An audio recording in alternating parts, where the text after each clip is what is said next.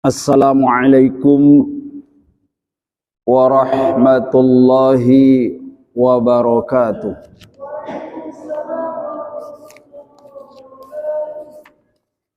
Alhamdulillahi rabbil alamin wa bihi nasta'in ala umurid dunya waddin. Wa sallallahu ala Muhammadin wa ala alihi wa ashabihi ajma'in. Amma ba'du, qala Allah subhanahu wa ta'ala fil Qur'anil Karim, a'udzu billahi minasy syaithanir rajim. Wa ma umiru illa liya'budullah mukhlishina lahuddin hunafa'a wa yuqimus salata wa yu'tuz zakah wa dzalika dinul qayyimah. Shadaqallahul adzim. Ma'asyiral muslimin, bapak-bapak dan ibu-ibu jamaah sholat maghrib maupun sholat isya yang sama-sama dirahmati oleh Allah dan yang kami hormati. Alhamdulillah, dengan rahmat dan izin Allah subhanahu wa ta'ala, sampai pada malam hari ini kita semua, bapak-bapak maupun ibu-ibu, tetap mendapatkan limpahan rahmat karunia serta nikmat-nikmat Allah Subhanahu wa taala. Di antaranya ialah nikmat yang sangat tinggi nilainya di sisi Allah Subhanahu wa taala, yaitu nikmatul iman wal Islam. Berikutnya ialah nikmatus sihha wal afiyah. Nikmat tentang kesehatan baik jasmani maupun rohani. Juga termasuk nikmat kekuatan, nikmat umur. Sampai malam hari ini masih sama-sama kita merasakannya.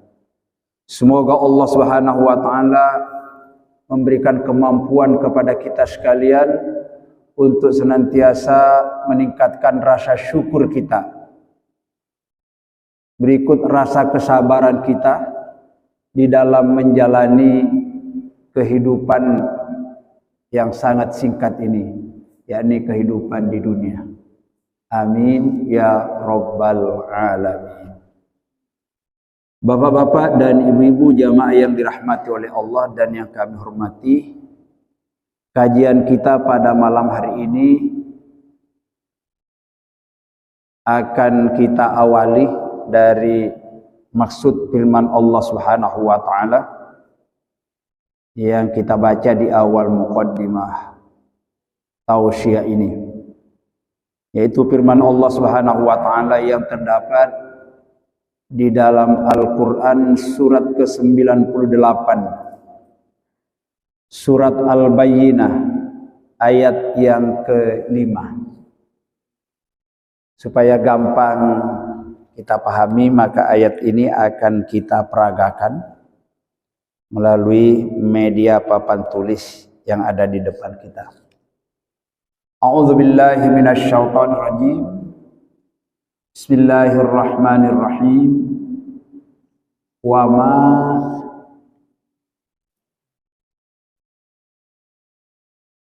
umiru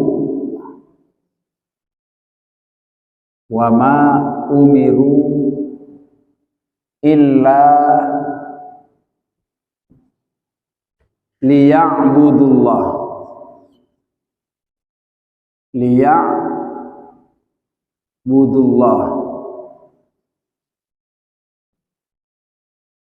mukhlishina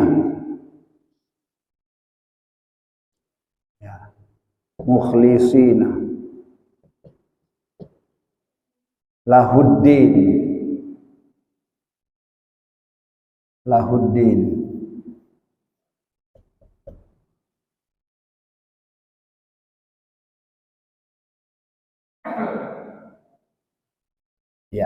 sampai seterusnya.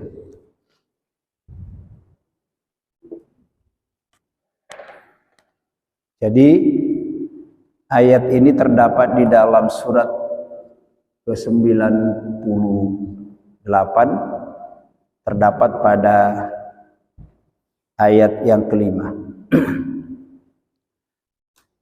Kita lihat. A'udzubillahi minasyaitonirrajim. Wa ma umiru illa liya'budullaha mukhlishina lahuddin. Wa ma umiru illa liya'budullaha mukhlishina lahuddin, dan seterusnya. Artinya wama, dan tiadalah, umiru, mereka diperintah, mereka disuruh. Mereka di sini maksudnya manusia. Illa, kecuali, liya'budu. Sini ada wawunya ya, ada wawunya di sini. Kecuali agar mereka beribadah kepada Allah mukhlisin, dengan mengikhlaskan, dengan memurnikan hatinya, lahuddin, dengan melakukan ketaatan kepadanya. Jadi ad-din di sini nih bisa diartikan agama, bisa diartikan ketaatan, bisa diartikan hari pembalasan. Tapi yang dimaksud di sini lebih tepat kalau diartikan ketaatan.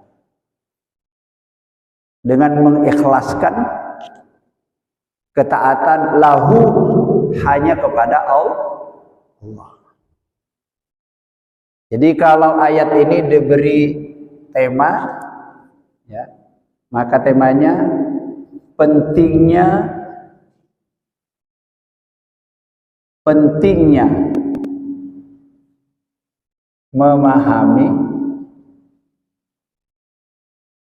memahami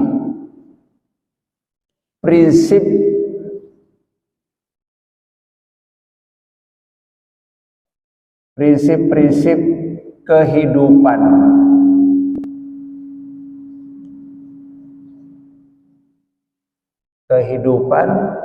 setiap muslim atau setiap orang-orang beriman.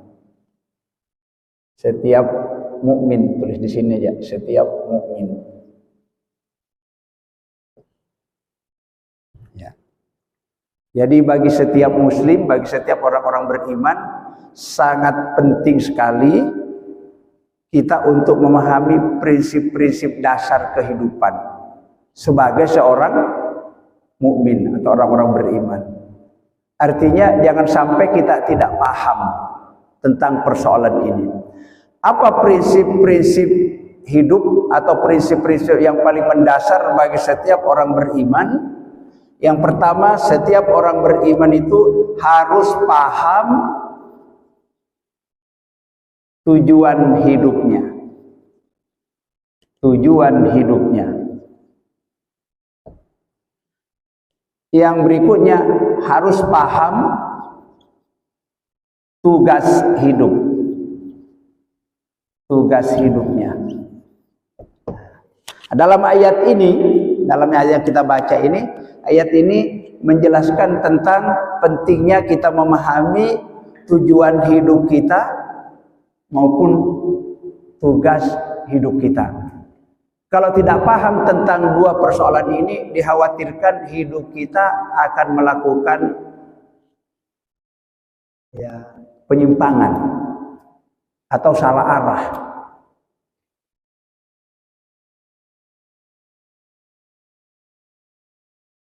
Jadi setelah Allah menciptakan makhluknya yang bernama jin dan manusia, karena jin dulu diciptakan baru manusia, maka Allah memberikan tugas kepada dua makhluknya ini, yaitu tiada lain agar beribadah kepada Allah.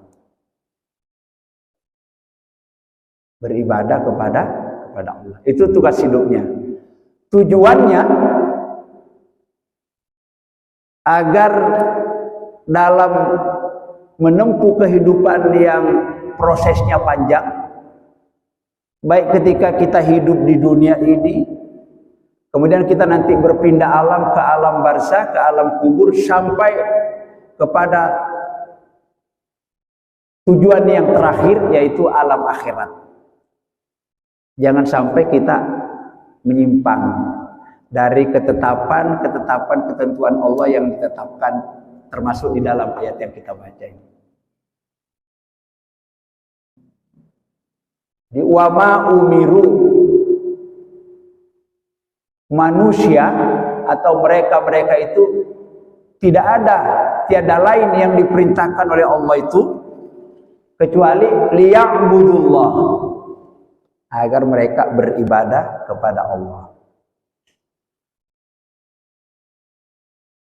Mukhlisin, dengan mengikhlaskan, dengan memurnikan. Yang dimurnikan itu tentunya hati, bahwa tidak ada yang diharap, tidak ada yang diinginkan kecuali hanya mengharap ridhonya Allah. Nah, ini. Jadi sebelum kita melakukan suatu kegiatan, apalagi itu kalau kegiatan yang bersifat ibadah secara langsung, maka yang paling penting ditahu dulu itu niat. Niat. Di sini mestinya harus ada Allah. Kalau melenceng, maka tidak ada nilainya apa yang kita lakukan. Itulah sebabnya setiap kita memulai suatu pekerjaan yang baik, diperintahkan oleh Allah untuk memulainya dengan membaca basmalah.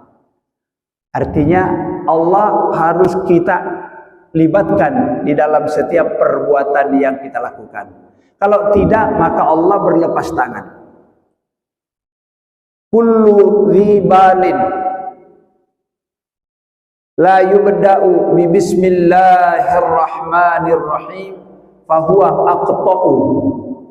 Kata Rasul di dalam sebuah hadisnya, segala sesuatu perbuatan yang baik, ketika dia memulainya tidak didasari dengan menyebut nama Allah, atau tidak didasari karena Allah tidak dilibatkan di dalam setiap perbuatannya, maka Allah berlepas tangan. Aqta itu artinya terputus.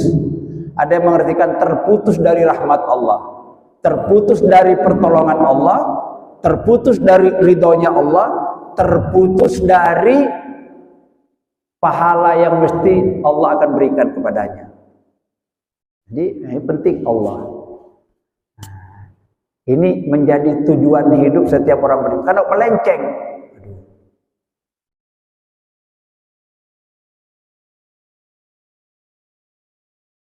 jadi kadang-kadang kalau kita ditanya, ada orang bertanya, kenapa sampean beribadah? Kenapa sampean sholat? Kenapa sampean puasa? Kenapa sampean ngaji? Karena kepingin masuk surga atau karena takut masuk neraka? Biasanya jawabannya apa? Iya, itu yang benar. Ya. Jadi kalau takut, iya saya takut masuk neraka. Ya, berarti ingin masuk surga. Iya. Itu tidak salah.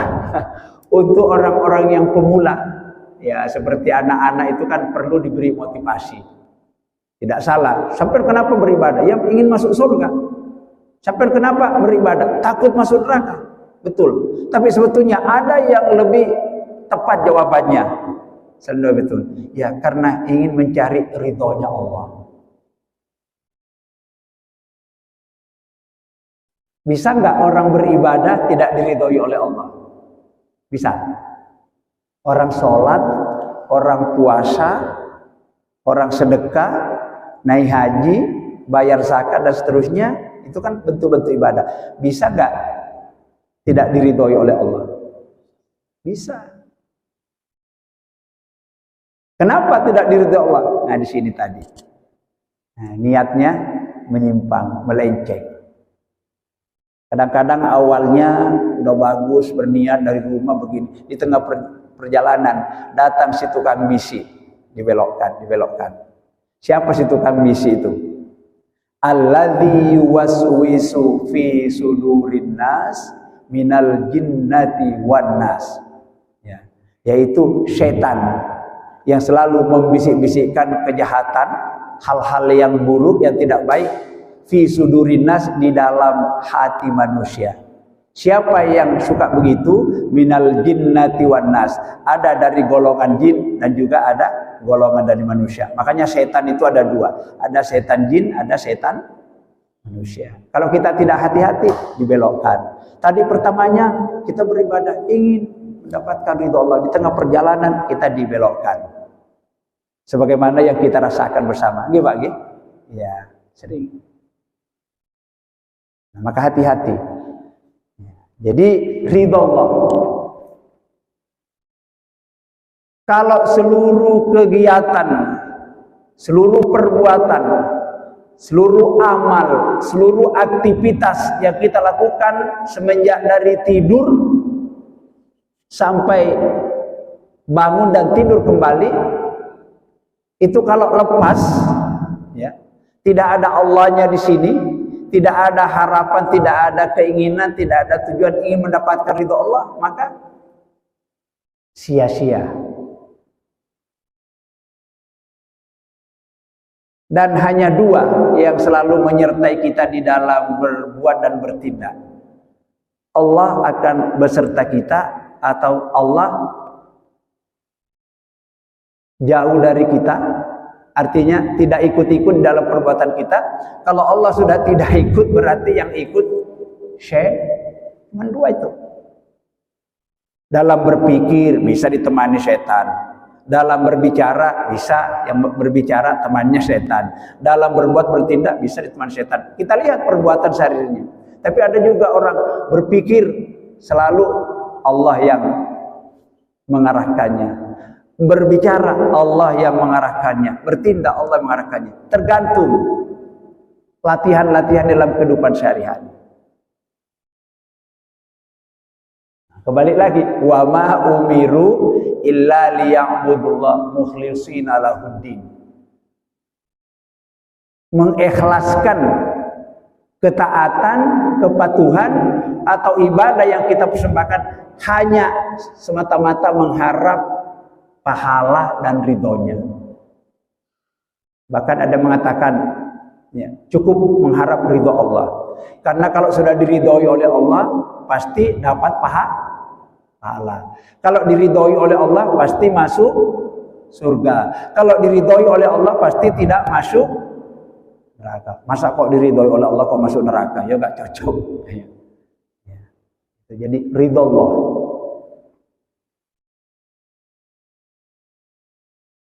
Nah, makanya pada ayat berikutnya, ayat ini ada di sini. Ayat ke-7 dari surat Al-Bayyinah ini. Nah, ini. A'udzubillahi minasyaitonirrajim. Innal ladzina amanu wa 'amilus solihati ulaika hum khairul bariyah. Innal ladzina amanu, sesungguhnya orang-orang yang beriman, wa 'amilus solihat, dan berbuat amal kebajikan, berbuat amal yang baik. Artinya tingkah lakunya pikirannya, pembicaraannya semuanya baik. Ulaika hum khairul bariyah. Kata Allah, itulah makhluk yang terbaik yang ada di dunia ini. Berpikir karena Allah, berbicara karena Allah, bertindak karena Allah. Ulaika hum khairul bariyah. Orang-orang yang seperti itu termasuk di antara makhluk Allah yang ada di muka bumi. Makhluk yang terbaik, bukan manusia terbaik, tapi makhluk yang terbaik. Malaikat bisa kalah. Selanjutnya dijelaskan pada ayat 8. Apa balasan yang akan diterima oleh orang-orang yang seperti itu? Selalu dasarnya Allah, Allah, Allah. Setiap tindakan perbuatannya, kata Allah, jazaa'uhum 'inda rabbihim jannatu 'adnin tajri min tahtiha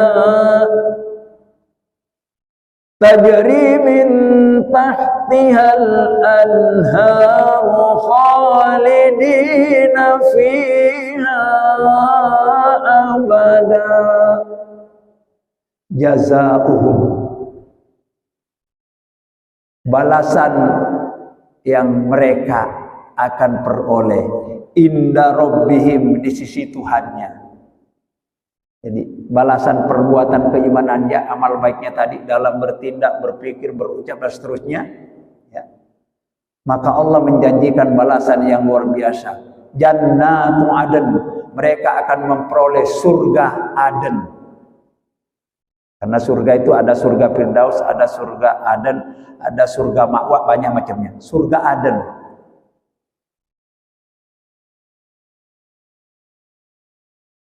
Tajri min tahtihal anhar, di dalam surga Aden itu mengalir, ya, sungai-sungai yang jernih airnya, yang sekali diminum gak ngelak lagi. Sebagaimana yang dijelaskan dalam surat Al-Waqi'ah itu. Ada sungai-sungai yang mengalirkan air jernih putih, ada yang terdiri dari air susu, ada yang terdiri dari air madu, ada yang terdiri dari air arak, tapi bukan arak seperti yang memabukkan itu ya. Ini minumannya orang surga. Orang-orang yang senantiasa pikirannya jernih karena Allah, ucapannya jernih karena Allah, gini ya. Allah menjanjikan balasan surga Aden. Khalidina fiha abada, mereka akan kekal selama-lamanya.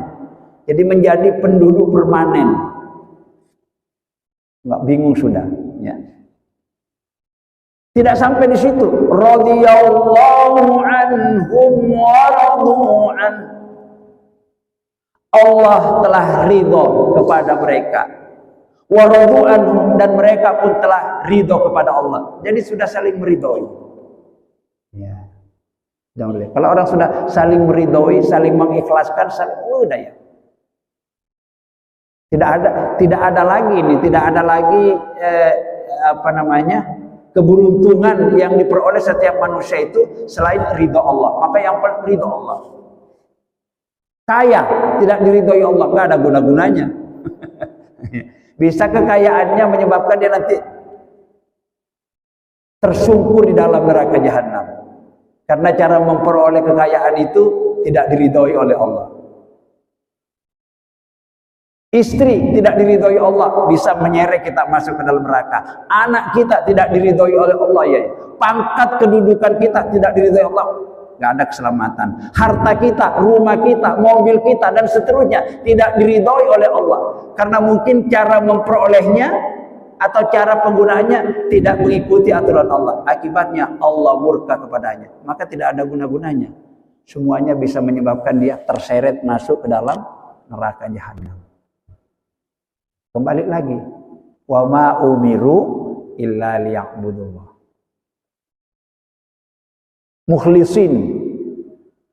Arti kata mukhlisin itu semua yang dilakukan itu tidak ada yang diharap, tidak ada yang diinginkan, tidak ada itu kecuali ridha Allah. Itu namanya orang ikhlas begitu. Cuman kadang-kadang mendua Bapak sekalian. Ingin dapat pahala dari Allah, ingin dapat ridha dari Allah, tapi ingin dapat sanjungan pujian dari sesama manusia. Lah itu yang jadi soal.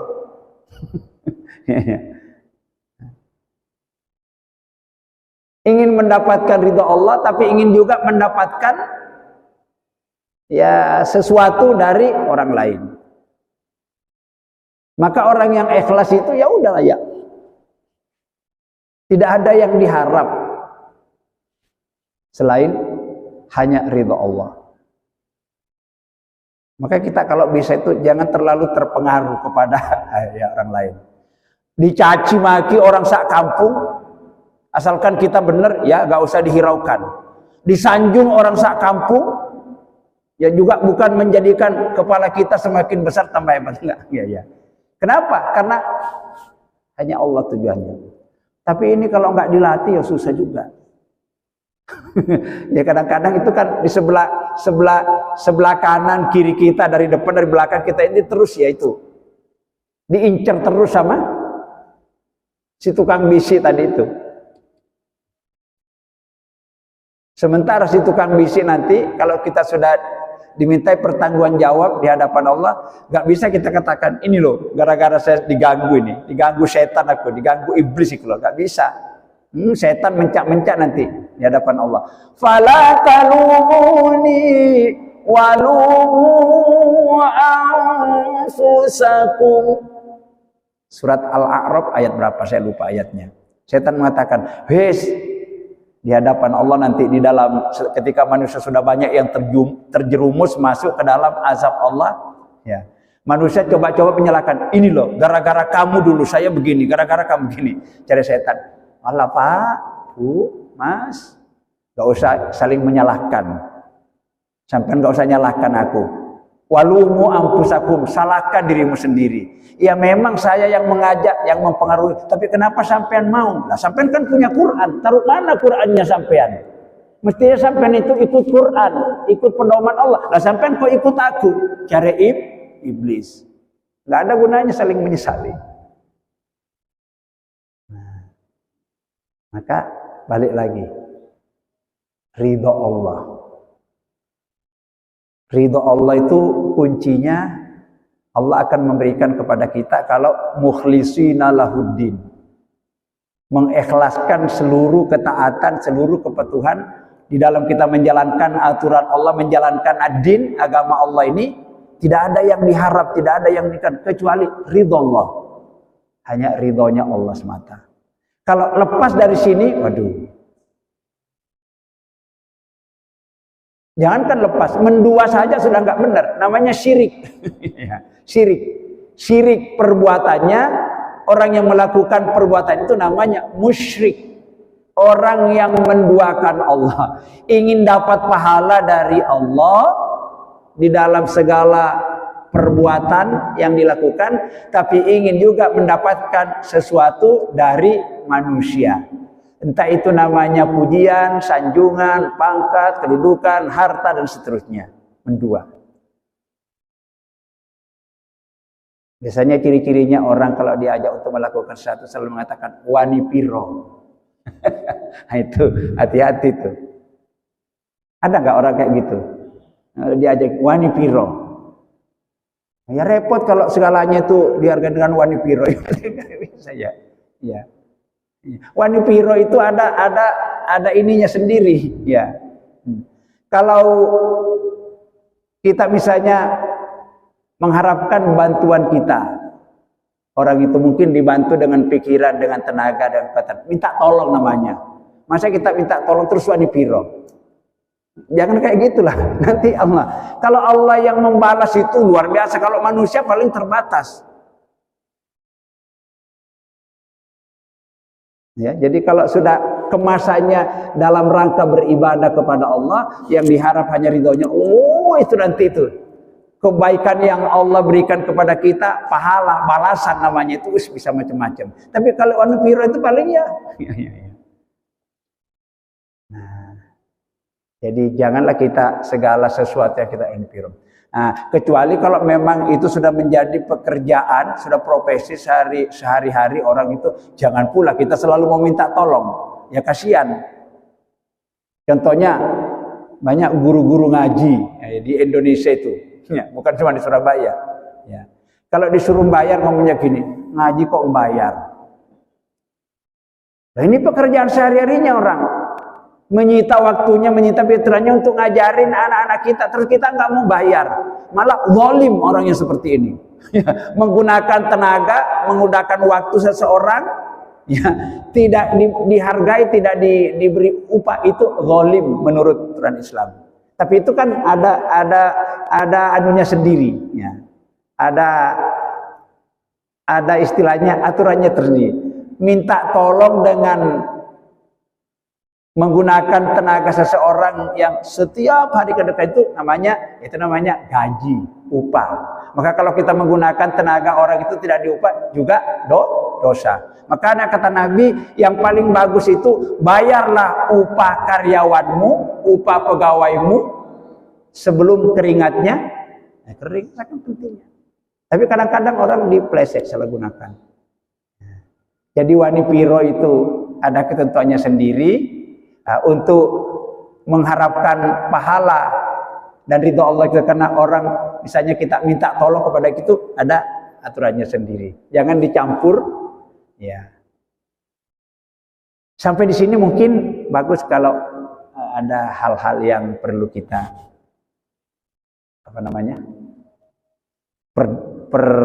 perdalam ya dengan materi ini, dengan saling bertukar pengalaman, bertukar pikiran melalui kegiatan tanya jawab atau dialog. Monggo Bapak-bapak silahkan. Monggo Pak Samsul. Monggo Pak. Monggo. Terkait dengan masalah tujuan hidup. Tujuan hidup kita itu tidak ada yang ditujuan diharap kecuali hanya ingin mendapatkan ridho Allah. Bisa nggak terus-menerus kita pertahankan ini? Atau kita banyak melencengnya, banyak menyimpangnya di dalam perjalanan menjalani hidup yang sangat singkat ini? Karena kehidupan sangat singkat, jangan sampai melenceng ini tujuannya. Karena banyak sekali orang-orang yang bisa kita melenceng, ya, dari rel, dari jalan yang sebenarnya kalau kita tidak waspada dan hati-hati. Monggo Bapak. Ada pertanyaan? Lanjut. Ini nih Mas Said, silakan. Gimana? Bagaimana hukumnya? Tarif apa? Bayar. Iya, tarif apa maksudnya? Mengajar. Mengajar. Bayar. Mengajar pakai tarif. Ya, kalau bisa jangan pakai tarif. Jadi pakai tarif juga kurang bagus. Tapi kalau menggunakan tenaga pikiran orang, kira-kira mengajar itu profesi apa bukan? Profesi. Terus kalau profesi tidak dibayar, kira-kira bisa hidup nggak orang ini? Contohnya, seluruh guru di Indonesia, mulai dari TK, SD, SMP, SMA, sampai perguruan tinggi nggak dibayar, kira-kira bisa nggak? Ya. Jadi kalau begitu, kalau misalnya ada, misalnya pemerintah, ya, pemerintah dalam ini mempekerjakan sekian banyaknya guru, tidak diupah, tidak digaji, itu podom kepingin mateni guru itu, zalim. Termasuk masyarakat itu menggunakan tenaganya ustadz, guru ngaji, terus pekerjaannya setiap hari begitu-gitu, terus kepingin minta tolong melulu, ya mati ustadznya. Kan dia juga manusia, butuh makan, punya istri, punya anak, terus kerjanya ngajari ngaji setiap hari, tak digaji, nggak bisa. Nah, itu bukan minta tolong namanya itu. Ya kalau minta tolong itu sesekali tadi dia, sesekali sifatnya, tidak terus menerus. Jadi itu dosa. Kalau mempekerjakan orang bukan hanya guru, termasuk hal yang lain. Ya tenaga guru, tukang, apapun namanya, kalau itu sudah menjadi profesi pekerjaan sehari-harinya, maka kalau kita tidak memberikan upah, zalim. Selesai. Monggo Pak. Ada lagi? Ada lagi Bapak sekalian? Jadi yang penting ridha Allah. Kita berbuat itu ini kuncinya, ini arah. Jadi kita hidup ini harus ngerti arah. Arah kita itu apa? Yaitu arahnya itu ridho Allah. Kalau menyimpang dari tujuan ingin berharap ridhonya Allah, maka rusak segalanya. Rusak, capek, sia-sia. Karena tidak diberi pahala oleh Allah dia. Ya. Kita melakukan sesuatu tadi itu mendua, ingin mendapatkan ridho Allah tapi ingin tidak diberi pahala, sia-sia, rugi. Nah, maka besok di akhirat itu banyak orang yang beribadah tapi tidak dapat pahala, malah sebaliknya terancam masuk neraka. Kenapa? Karena itu tadi, alladzina hum yuraun fawailul lil musallin. Celakalah orang-orang yang sholat. Orang sholat iso celaka, apalagi kenapa dia sholat? Alladzina hum an sholatihim sahun. Karena mereka melakukan sholat, di dalam sholatnya itu hatinya tidak fokus. Mestinya hanya mengingat Allah tapi mengingat macam-macam, namanya sahun. Terus yang kedua, alladzina hum yuraun, berbuat riya. Berbuat riya itu kan mendua, ingin dapat pahala dari Allah, ingin juga mendapatkan sesuatu dari orang lain. Maka amal ibadah seperti ini tidak ada nilainya di hadapan Allah. Maka kita takut, hati-hati. Penyakit riya itu saking halusnya, saking ini, katanya Nabi itu seperti semut hitam. Tahu semut hitam ya? Berjalan di tempat yang hitam, priuk gitu loh, priuk. Tempat masak nasi itu kan hitam. Ada semut berjalan di situ. Ya. Terus di dalam keadaan gelap gulita, petang, nggak ada lampu, mati lampu. Itu ya. Itu perbuatan riya itu lebih halus. Lebih tidak kelihatan. Maka yang tahu itu bahwa perbuatan saya ikhlas, apa saya riya? Karena ikhlas itu lawannya riya. Ya, saya ini karena Allah atau mungkin saya dipengaruhi oleh yang lain, dipengaruhi syaitan atau manusia. Maka hati-hati kita. jadi ikhlas itu di sini kan mukhlisin. Seluruh amal ibadah kita diperintahkan oleh Allah kita berikhlas. Kalau apa yang menjadikan orang tidak ikhlas ini? Riya. Ya. Jadi kalau orang ikhlas pasti riyanya hilang. Ada lagi sum'ah.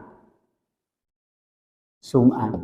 Riya itu pengertiannya kalau orang berbuat amal kebaikan senangnya ditampak-tampakkan kepada orang lain, diperlihatkan. Ciri-cirinya kalau dia beribadah, kalau ada orang yang memperhatikan, dibagus-baguskan ibadahnya. Karena ada orang memperhatikan. Ketika tidak ada orang di dekatnya, ibadahnya asal-asalan. Itu ciri-cirinya riya. Mau nyumbang, ketika ada orang yang melihat karena mau sedekah nyumbang, langsung tarik uangnya, seng merah itu. Karena ada perhatikan. Begitu tidak ada orang perhatikan, sewu. Itu ciri-ciri orang riya. Nek di lem, disanjung, dipojok, tambah gemar dia beribadah, beramal, begitu dicaci maki, berhenti dia beribadah. Memang bukan karena Allah kok tujuannya, karena ingin mengharapkan pujian dari orang lain. Wah, bahaya gini kayak gini. Riya, itu riya. Nek sum'ah, ya sum'ah itu kalau habis berbuat amal kebaikan, kesukaannya dicerita kepada orang lain. Kenapa dia bercerita? Supaya orang lain, wah, sampean ahli sedekah, sampean ahli ibadah, sampean orang baik, itu diceritakan. Ada enggak orang kayak gini nih? Enggak ditakut itu ngomong, Pak, ini AC-nya masjid saya yang beli loh Pak. Padahal enggak ada yang takut. ini kubah ini kemarin saya yang memperbaiki ini. Ini habis 5 juta, saya yang perbaiki. Biasanya ciri-cirinya orang itu naik ngomong dikit-dikit, saya, aku, saya. Itu iblis itu kayak gitu. Kayak iblis itu. Ana khairum min.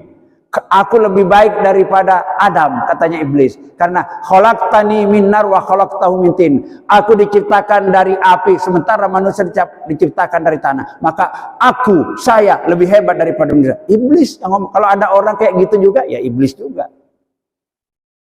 Dan kalau sudah seperti itu, dihapus amalnya. Karena dia berbuat amal diiringi dengan riya, sum'ah. Artinya amal perbuatannya itu bukan karena Allah, bukan mengharap pahala dan ridha Allah, tapi mengharap sanjungan dan pujian dari orang lain. Maka kita harus hati-hati.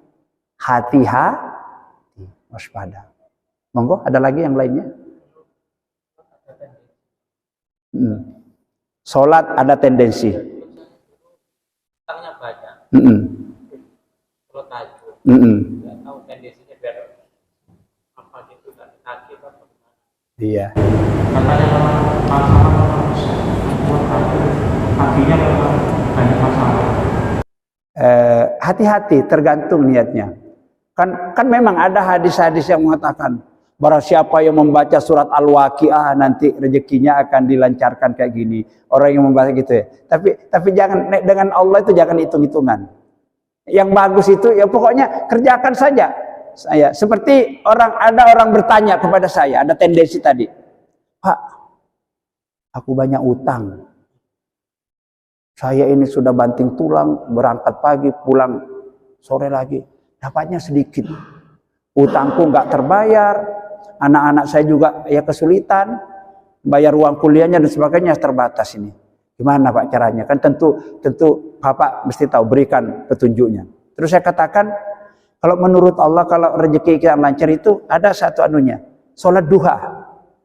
Karena sholat duha itu kalau kita lihat apa namanya, doanya gitu kan, Allahumma in kana rizqi fis sama'i, ya Allah sekiranya rezeki saya itu ada di langit, fa'anzilhu, mohon turunkan ya Allah.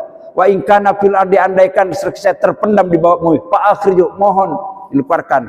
Andaikan rezeki saya itu ya sulit, mohon dimudahkan. Berarti sholat duha itu sudah ya. Tapi mestinya kita dengan Allah kok laksanakan saja sholat duha, nggak usah terlalu ininya. Itu kan motivasi saja, nggak usah terlalu full ke situ. Akhirnya apa yang terjadi? Ketemu lagi, bagaimana Pak sholat duhanya? Tetap jalan. Terus aku sudah berhenti Pak. Kenapa? Nggak jodoh. Sholat duha gak jodoh, berhenti. Itu tadi karena tendensinya memang. Jadi sudahlah, nggak usah karena ingin sembuh dari sakit, karena ingin sehat dari sini. Pokoknya lakukan saja semata-mata berharap pahala, karena Allah itu maha menolong, maha menyelesaikan persoalan, maha memberi kekayaan. Allah yang segalanya. Lakukan saja karena itu. Nanti yang lain-lain kebaikannya itu akan merembet kemana-mana kebaikannya. Tapi kalau kita sholat karena ingin sehat, sholat karena ingin kaya, ya begitu nggak tercapai tujuan, berhenti. Itu tadi karena balik lagi niatnya yang nggak pas. Ya udahlah. Kalau kita sudah sholat tahajud itu nanti udahlah. Ya. Segala kebaikan itu mungkin rezekinya akan lancar, penyakitnya akan sembuh, pikirannya akan jernih, keluarganya akan jadi orang baik semua, pekerjaannya akan mudah terusin, persoalan-persoalan akan dibereskan oleh Allah. Allah maha tahu akan segala kebutuhan hambanya. Cuman kita mengikuti aturannya. Maksudnya jangan hitung-hitungan. Kan manusia itu kadang-kadang hitungan. Wis, aku sholat duha sudah dapat berapa hari, berarti nggak dikerjain. Wis, berhenti aja. Kan repot deh kayak gini. Ya. Nanti sholat 5 waktunya bisa berhenti juga. Wah, apa aku sholatin 5 terus penyakit itu nggak sembuh-sembuh kita, ya kan repot. Maka lillahi ta'ala, bismillah, lillahi ta'ala, bismillah. Ya udah, beres. Begitu. Jelas ya? Alhamdulillah. Ada lagi? Belum ya waktunya. Baik, jadi kembali ke ayat ini. Di sini sebetulnya titik tekannya ayat ini 2. Liya'budullah. Ini tugas hidup. Kalau ini mukhlishina lahuddin, tujuan hidup. Jadi tugas hidup manusia itu liya'budullah. Allah menciptakan kita di sini, memang kita diberi tugasnya apa? Beribadah kepada Allah. Maka jangan sampai kita kehidupan kita itu sebetulnya sama-sama 24 jam, sehari semalam. Jangan sampai ada aktivitas, ada kegiatan yang kita lakukan dalam kehidupan 24 jam itu tidak bernilai ibadah. Berarti menyalahi, karena tidak ada yang diperintahkan oleh Allah kepada manusia kecuali beribadah. Nah, ibadah itu apa? Kan begitu nanti. Ibadah itu apa? Ibadah itu menerapkan aturan Allah di dalam setiap aktivitas yang kita lakukan dalam 24 jam. Kan ada aturan Allah. Ngomong, ada aturan Allah nggak dalam orang beri? Ada. Melihat, ada aturan Allah. Mendengar, ada melihat Allah. Berjalan, makan, minum, ke kamar mandi, bekerja. Apa yang tidak ada aturan Allah? Selama aturan Allah kita terapkan di dalam setiap kehidupan yang kita lakukan, maka seluruhnya itu bernilai ibadah. Ditambah lagi dengan mukhlisina lahuddin, mengikhlaskan seluruh ketaatan kita hanya mengharap pahala dari Allah. Iya sudah, iya ya. Sudah dilakukan semua. Maka jangan sampai kalau ditanya, sampean kenapa kok makan? Ya karena lapar. Jangan. Sampean kok tidur? Ya karena ngantuk. Jangan begitu. Pokoknya semua itu kita makan, kita tidur, kita kawin, kita bekerja lillahi ta'ala. Karena mengharapkan ridhonya Allah. Kalau sudah ridhonya Allah yang menjadi nomor satu yang kita kerja, maka seluruh pekerjaan kita bernilai ibadah di hadapan Allah. Indah sebetulnya Islam ini. Enggak jelimet, enggak ya. Terapkan aturan Allah dalam setiap kita melangkah, dalam setiap kita berpikir, setiap berbuat. Itu kalau semuanya di situ aturan Allah diberlakukan, tidak ada yang tidak bernilai ibadah. Semuanya bernilai ibadah. Demikian kira-kira kajian kita pada malam hari ini yang kita ambil dari surat apa tadi ini? Surat Al-Bayyinah, surat ke-89. Apa? Surat keberapa tadi Al-Bayyinah ini? Ya, 98 terdapat pada ayat 5. Mudah-mudahan Allah Subhanahu wa taala memampukan kita bisa mengamalkan apa maksud dari ayat yang kita kaji ini agar kita bisa selamat, bahagia di dunia ini sampai di akhirat nanti, dan nanti ujung-ujungnya kita masuk surga bersama-sama. Amin ya rabbal alamin. Terima kasih atas kebersamaan dan perhatian Bapak-bapak sekalian. Mohon maaf bila ada hal yang kurang. Kita tutup majelis ini bersama-sama dengan membaca doa kifaratul majelis. Bismillahirrahmanirrahim. Subhanakallahumma wa bihamdika asyhadu an la ilaha illa anta astaghfiruka wa atubu ilaik. Wassalamualaikum warahmatullahi wabarakatuh.